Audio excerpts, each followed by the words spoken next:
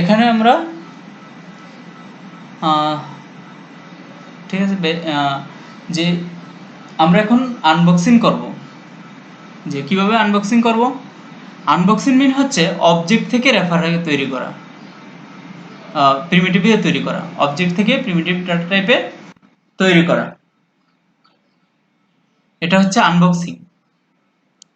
তো সেই কাজটাও আমি করেছি।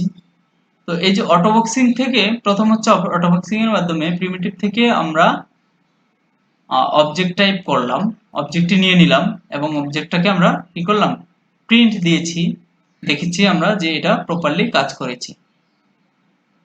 তো এখন আমরা যে কাজটা করব, এই আনবক্সিং থেকে অর্থাৎ অটোবক্সিং থেকে অর্থাৎ র্যাপার ক্লাস থেকে অবজেক্ট টাইপ থেকে আমরা আবার পুনরায় প্রিমিটিভ টাইপে রূপান্তর করব।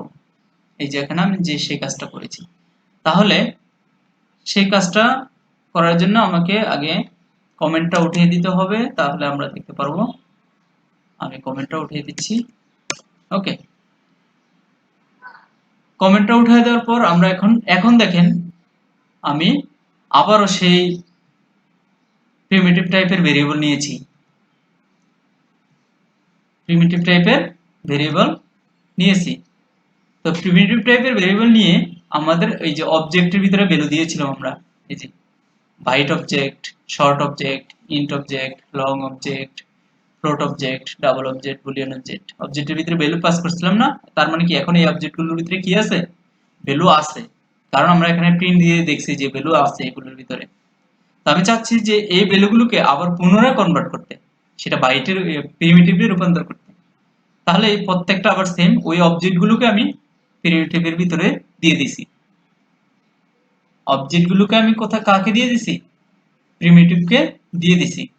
প্রত্যেকটা রেফার ক্লাসকে আমি প্রিমিটিভের ভিতরে আবার পুনরায় ঢুকিয়ে দিছি এবং সেই জিনিসগুলো আমি আবার পুনরায় কি করেছি, প্রিন্ট করেছি। তাহলে এখন দেখি যে প্রপার রেজাল্টটা কি দাঁড়ায়। ওকে, আমরা রেজাল্টটা পেয়ে গেছি। দেখেন, একটা হচ্ছে প্রিন্টিং অবজেক্ট ভ্যালুস, অর্থাৎ অবজেক্ট টাইপ যেগুলো ছিল সেগুলো হচ্ছে এই ভ্যালু।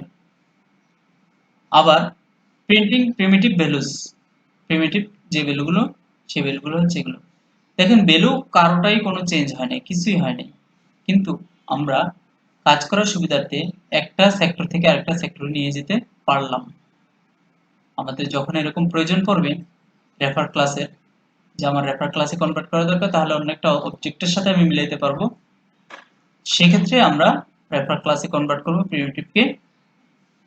জি বলেন।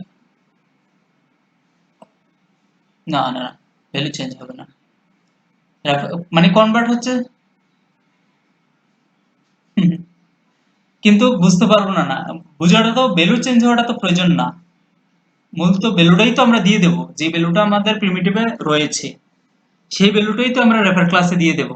রেফার ক্লাস নিয়ে আমরা হচ্ছে, রেফার ক্লাস যদি না হয় তাহলে আমরা ধরেন কিছু কিছু সিচুয়েশন আছে, সেই সিচুয়েশন গুলো হ্যান্ডেল করার জন্য এটা করা হয়।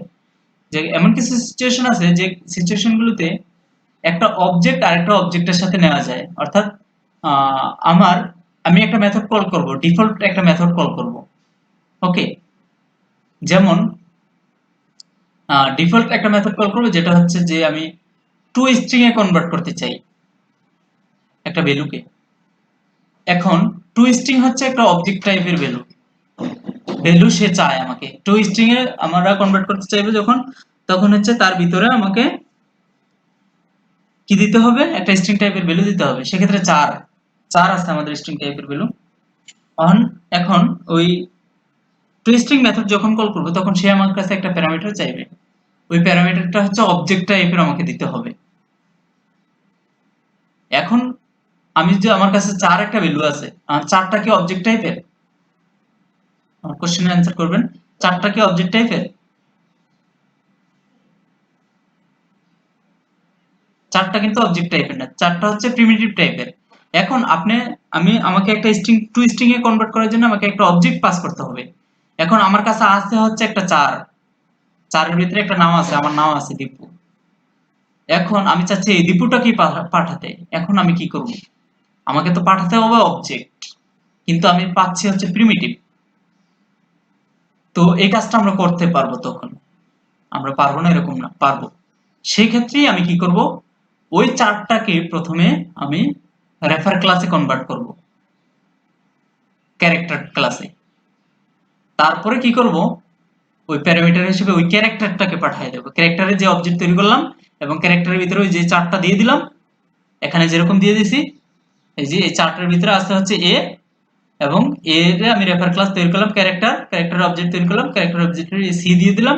ওই সি এর ভিতরে এখন কি আছে, মূলত এ আছে, এবং এটা কি আমরা প্রিন্ট করতে পারছি, দেখেন এই যে এখানে এটা প্রিন্ট হয়েছে আমাদের। এটা হচ্ছে আমাদের প্রিন্ট হয়েছে। তার মানে কি, আমি যখন একটা স্ট্রিং এ কনভার্ট করব তখন সে আমার কাছ থেকে একটা অবজেক্ট চাইবে, তো ওই অবজেক্টটা আমাকে দিতে হবে। তো আমার কাছে আছে হচ্ছে 4, এই 4 তো প্রিমিটিভ, প্রিমিটিভ তো সে নেবে না। একটা অবজেক্ট যখন সে চাইবে আমার কাছে, তখন সে কিন্তু কি নেবে না, প্রিমিটিভ নেবে না, তাকে অবজেক্ট ভ্যালুই পাঠাতে হবে, আমাকে ফুল একটা অবজেক্ট ভ্যালু পাঠাতে হবে।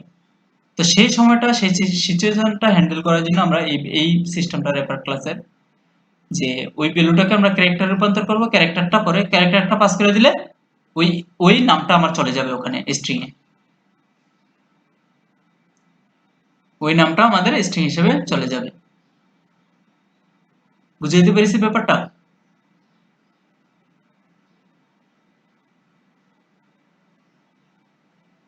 ওকে। তো যখন আমরা এরকম এই এটাকে কি বলে, রেফার ক্লাসে কনভার্ট করে, তখন রেফার ক্লাসটা হচ্ছে একটা অবজেক্ট। তখন ওই টু স্ট্রিং যেহেতু আমাকে আমার কাছ থেকে একটা অবজেক্ট টাইপের প্যারামিটার চাইছে, ভ্যালু চাইছে, তো আমি এই রেফার ক্লাসটা, তখন রেফার ক্লাসের অবজেক্টটা ওই তাকে দিয়ে দিলে সে অবজেক্ট মনে করে ওইটাকে অবজেক্ট মনে করে নিয়ে যাইব, এবং ওইটার ভিতরে যা আছে সে সেটাই আমাকে শো করাবে, ডিসপ্লে করাবে। ব্যাপারটা ক্লিয়ার?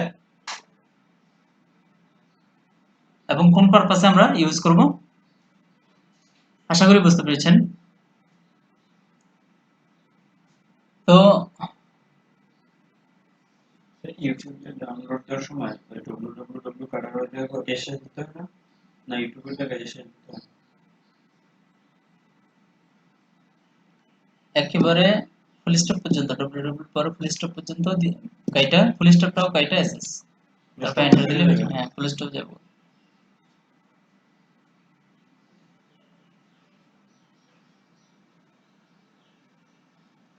ওকে, তাহলে আমরা বুঝতে পেরেছি আশা করি, যে রেফার ক্লাস সম্পর্কে আমরা মোটামুটি আমাদের একটা আইডিয়া হয়েছে। রেফার ক্লাস কি, রেফার ক্লাস কিভাবে কনভার্ট করে, রেফার ক্লাস আমাদের কি কাজে লাগে, কোন সিচুয়েশনে আমরা কাজ করব রেফার ক্লাস নিয়ে। ওকে, তো আশা করি সবাই বুঝতে পেরেছেন। তো এই ছিল হচ্ছে মোটামুটি আমার আজকের রেফার ক্লাসের আলোচনা। এটাই রেফার ক্লাস, অটো বক্সিং এবং আনবক্সিং। তো রেফার ক্লাস পড়াইতে গেলে অটো বক্সিং আসে, আনবক্সিং আসে। যখন আমরা প্রিমিটিভ ডাটা টাইপ থেকে রেফার ক্লাসে কনভার্ট করব, অবজেক্ট টাইপে কনভার্ট করব, তখন সেটাকে বলা হয় অটো বক্সিং। আর যখন আবার রেফার ক্লাস থেকে বা রেফার অবজেক্ট থেকে, রেফার ক্লাস অবজেক্ট থেকে প্রিমিটিভে কনভার্ট করব, তখন সেটাকে বলা হচ্ছে আনবক্সিং। ওকে, তো কারো কোনো কোশ্চেন আছে?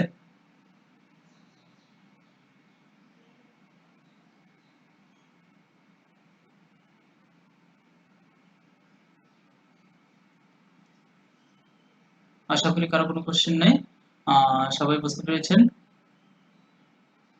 ওকে।